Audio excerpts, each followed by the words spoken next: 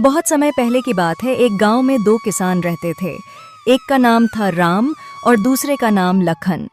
दोनों बचपन के दोस्त थे और उनके बीच गहरी दोस्ती थी। राम एक बहुत ही मेहनती किसान था जो हर दिन सूरज उगने से पहले अपने खेतों में काम करता था।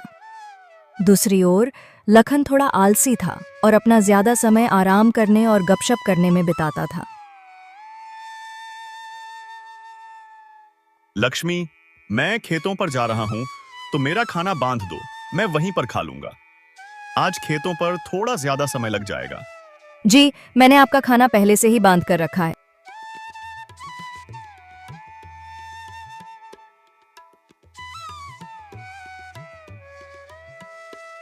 ये लीजिए आपका खाना, समय निकाल कर खा लीजिएगा।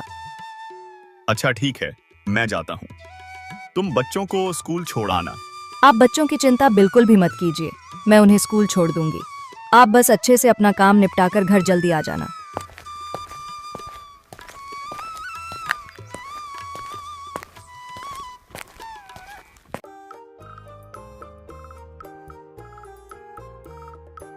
अजी सुनते हो, खेतों पर नहीं जाना है क्या?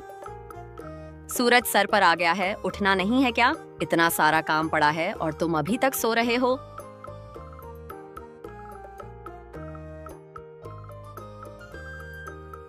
अरे क्या हो गया भाग्यवान, तुम सुबह सुबह इतना क्यों चिल्ला रही हो? चिल्लाऊं ना तो और क्या करूं? सूरज सर पर चढ़ गया है और तुम बिस्तार पर से उठने का नाम नहीं ले रहे हो। खेतों पर नहीं जाना है क्या? अरे भाग्यवान, चला जाऊंगा चला जाऊंगा। इतनी भी क्या जल्दी है? खेत कहाँ भागे जा रहे हैं? जी आप अपना काम समय पर कर लीजिए। इतना आलस मत कीजिए वरना एक दिन बहुत पछताएंगे।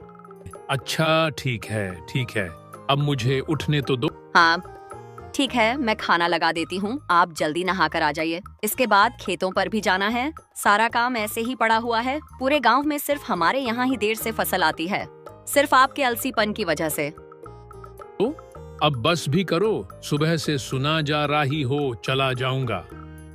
जा रहा हूँ नहाने।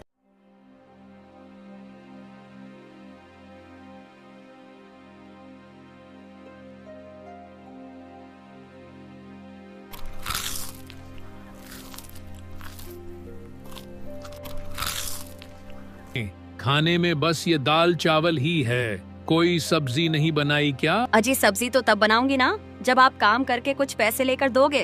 पिछली बार जो फसल बिकी थी उसके अब थोड़े बहुत ही पैसे बच गए हैं, जिसमें ये दाल चावल ही खाने को मिलेगी आपको। अगर सब्जी खानी है तो जल्दी फसल उगाइए। इसको बोलने से अच्छा तो मैं ये दाल चावल ही खा लेता। अच्छा ठीक है, तो मैं खेतों पर जा रहा हूँ।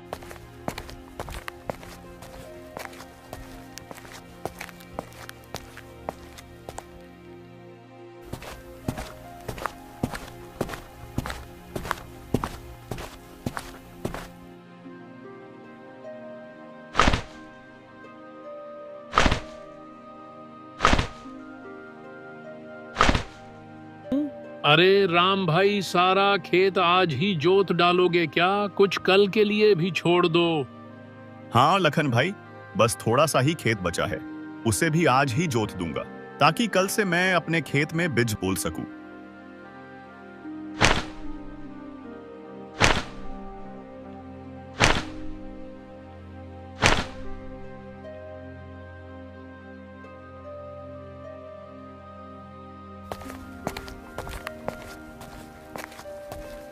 कितनी कड़ी धूप है। इतनी कड़ी धूप में तो बहुत मुश्किल होगा काम करना। एक काम करता हूं, थोड़ी देर आराम कर लेता हूं, फिर आराम से खेत जोतूंगा।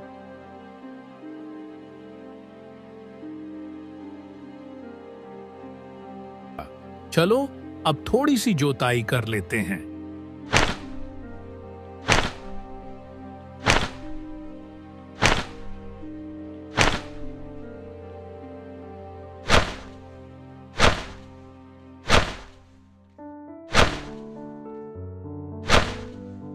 भूख लग गई, चलो पहले कुछ पेट पूजा कर ली जाए, फिर दोबारा से काम करूंगा।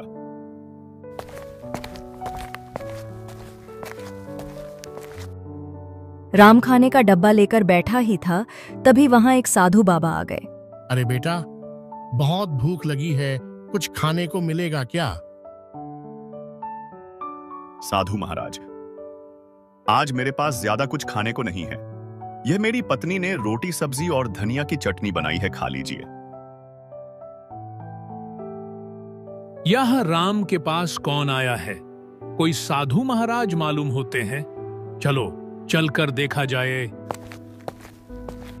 प्रणाम साधु महाराज। खुश रहो बेटा, तुम्हारा कल्याण हो। महाराज, मैंने आपके लिए आसन लगा दिया है, आप यहां बैठकर खा लीजिए। पर बेटा, तुम्हारा खाना मैं खा लूंगा तो तुम क्या खाओगे? आप मेरी चिंता मत कीजिए बाबा, मैं थोड़ी देर में घर जाकर खा लूंगा। आप ये खाना खा लीजिए।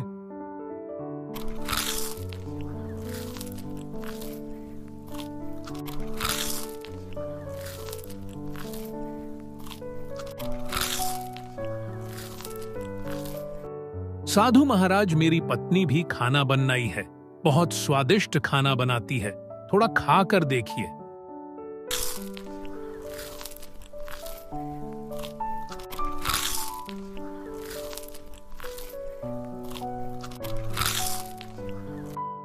मेरी भूख शांत करने के लिए तुम्हारा बहुत बहुत धन्यवाद। धन्यवाद की कोई जरूरत नहीं है बाबा, ये तो हमारा परम सौभाग्य है कि आपने हमें अपनी सेवा करने का मौका दिया। बाबा, आप तो बस हमें आशीर्वाद दीजिए कि इस बार हमारी फसल बहुत अच्छी हो और हमारे परिवार को सुख शांति मिले। तुम दोनों को मेरा आशीर्वाद। मेहनती किसान हमेशा सफल होता है, लेकिन आज मैं तुम्हें कुछ विशेष देना चाहता हूं। साधु महाराज अपनी झोली में से कुछ छोटे छोटे बीज निकलते हैं और उन्हें राम और लखन को देते हैं। साधु महाराज, यह किस चीज के हैं? क्या यह कोई विशेष फसल के हैं? यह कोई साधारण बीज नहीं है, यह जादुई बीज है। इन्हें अपने खेतों में बो दो तो हाँ, तुम्हें वही देंगे जो तुम बहुत ज्यादा चाहते हो। हम आपकी इस मुलाकात के लिए बहुत आभारी हैं। साधु महाराज, मैं इन्हें बहुत अच्छे से देखभाल करूंगा और इन्हें रोज पानी दूंगा। लेकिन ये जादू है तो हमें इतनी मेहनत करनी है कि क्या जरूरत है? पर यह बात हमेशा याद रखना, जादू उसके लिए काम करता है जो उसकी कदर करता है। यह बीज अपने आप में शक्ति रखते हैं, लेकिन अगर तुम इन्हें सही देखभाल नहीं दोगे तो तुम्हें इनसे कुछ भी नहीं मिलेगा। हर दिन इन्हें प्यार और मेहनत से सिंचना, तभी ये फल देंगे। जी महाराज, हम आपकी बातों को समझ गए हैं। हम इन्हें बीजों को रखेंगे और इन्हें बहुत प्यार से सिंचेंगे। अच्छा बेटा, तो अब मैं यहां से प्रस्थान करता हूं। साधु से जादुई बीज प्राप्त करने के बाद राम और लाखन अपने घर लौट रहे थे। तभी रास्ते में दोनों आपस में बात करने लगते हैं। लखन, ये जादुई बीज बहुत अनमोल है। साधु महाराज ने कहा है, अगर हम इन्हें प्यार और मेहनत से सिंचेंगे तो यह हमें बहुत कुछ देंगे। मैं तो कल ही इन्हें जकर अपने खेत में बोने वाला हूं। लेकिन ये जादू है तो हमें इतनी मेहनत करने की क्या जरूरत है? मुझे नहीं लगता कि रोज पानी देने से कोई खास असर होने वाला है। हाँ, खुद ही उग जाएंगे और फल देंगे।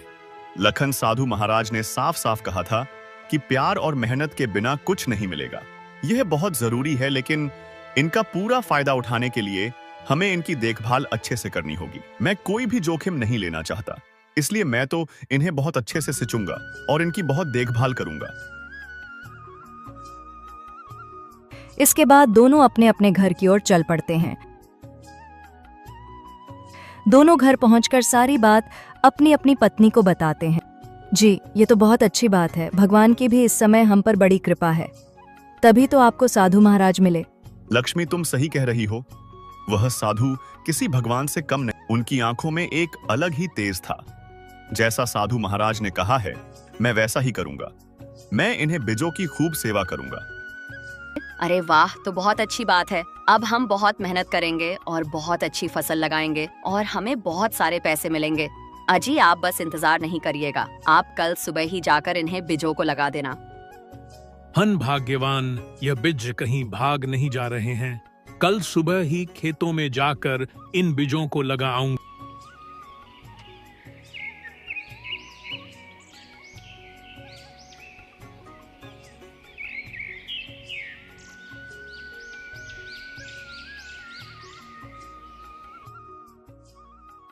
मैं आज खेत में ज्यादा समय बिताऊंगा। साधु बाबा ने मुझे जो भेज दिया है वह आज खेत में बोने हैं। मुझे लगता है कि अगर हम इन बीजों की अच्छे से देखभाल करें तो हमें बहुत लाभ मिलेगा। जी, ये तो बहुत अच्छी बात है। ये लीजिए आपका खाना, समय निकाल कर खा लीजिएगा।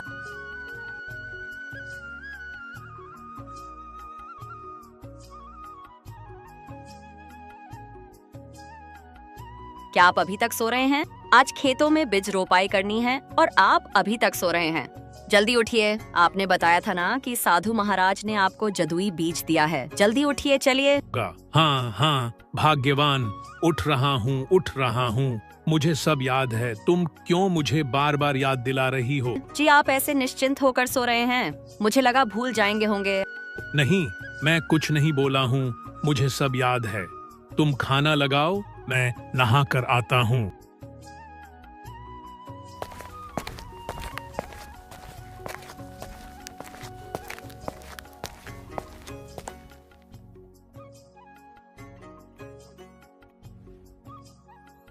दोनों अपने अपने खेतों में बीज बो देते हैं।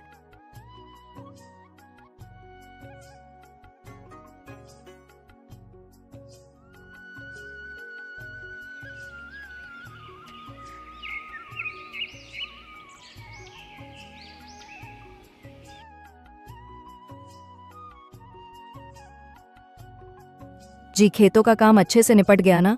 हाँ लक्ष्मी, खेतों का काम अच्छे से निपट गया। मैंने बीजों को भी अच्छे से बो दिया है और पानी भी दे दिया है। कल सुबह जल्दी उठकर खेतों पर चला जाऊंगा। जितना ज्यादा खेतों की देखभाल करूंगा उतना ही अच्छा रहेगा।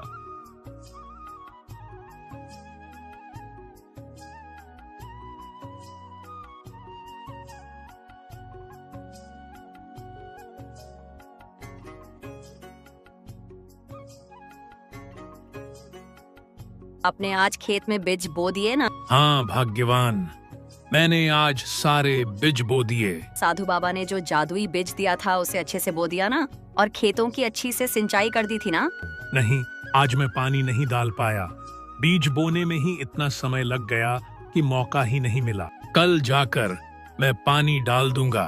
लेकिन साधु बाबा ने कहा था कि रोज इसे प्यार और मेहनत से सिंचना। अगर आप इसकी देखभाल नहीं करेंगे तो यह कैसे बढ़ेगा?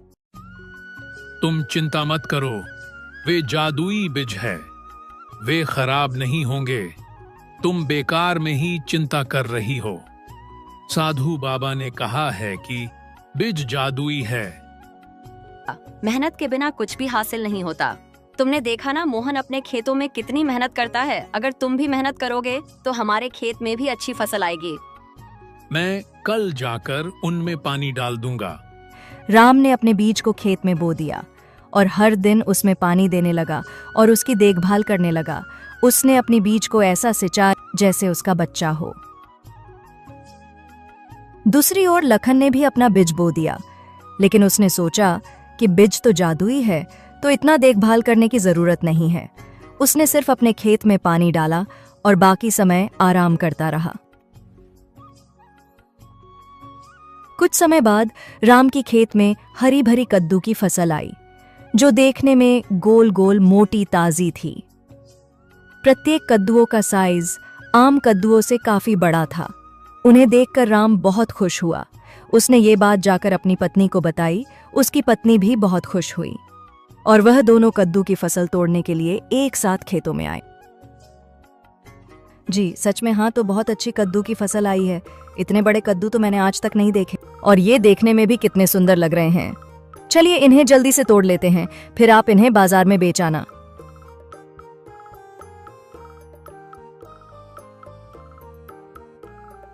दोनों कद्दू की फसल तोड़ने लगते हैं और देखते ही देखते उनकी टोकरी कद्दुओं से भर जाती है। जब उसकी पत्नी कद्दुओं की फसल की ओर देखती है तो जहां से उन्होंने कद्दू तोड़े थे वहां पर दोबारा से नए कद्दू लग जाते हैं। राम जी देखिए ये क्या हुआ। अभी हमने इन फसलों से इतने सारे कद्दू तोड़े थे, ये देखिए इनमें फिर से कद्दू आ गए। हाँ, तो सच में जादुई बीज हैं। लगता है इनकी फसलें कभी खत्म नहीं होती। हाँ लक्ष्मी, ये बीज तो सच में जादुई है। अभी तो हमने इतने सारे कद्दू तोड़े थे और फिर से उतने ही कद्दू आ गए। हाँ जी, हमारा तो भाग्य ही चमक गया। अब तो इन कद्दू को बेचकर हम बहुत सारे पैसे कमाएंगे। वहीं दूसरी ओर लाखन के खेत में सिर्फ छोटे छोटे पौधे उगे थे और उनमें कोई फल नहीं आए थे। लाखन अपने खेत में फसल को देखने के लिए पहुंचा तो अपने फसालों को देखकर उलझन में पड़ गया। अरे यार, जादुई थे ना, तो फिर इनमें फसल क्यों नहीं आए? लगता है वाह, साधु महाराज ने हमें धोखा दिया है। हमने झूठ बोला कि यह जादुई बीज है, जबकि यह तो कोई साधारण बीज है। तभी लखन की नजर राम की खेतों पर जाती है। उसका खेत कदमों की फसल से लहलहा रहा था, जिसे देख लखन राम के पास आता है।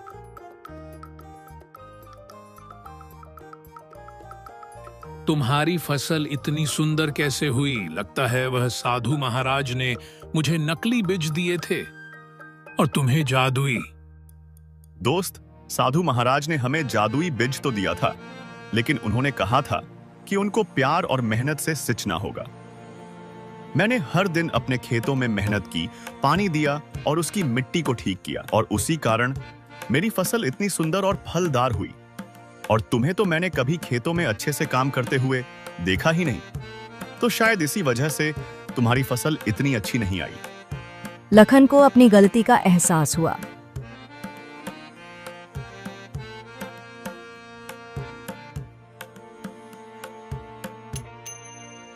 अरे नहीं, मैंने ये क्या कर दिया? यह बीज तो सच में जादुई थे। मैंने इन पर सही से ध्यान नहीं दिया, इसलिए इन्होंने मुझे फल भी नहीं दिया। यह सब मेरे ही गलती है। अगर मैंने भी इन्हें बीजों का अच्छे से पालन पोषण किया होता तो आज मेरे भी खेतों में राम की तरह कद्दू की फसलें लहर रही होती। राम ने कद्दुओं को बेचकर खूब लाभ कमाया। वहीं दूसरी ओर लखन को पछतावे के अलावा कुछ भी नहीं मिला।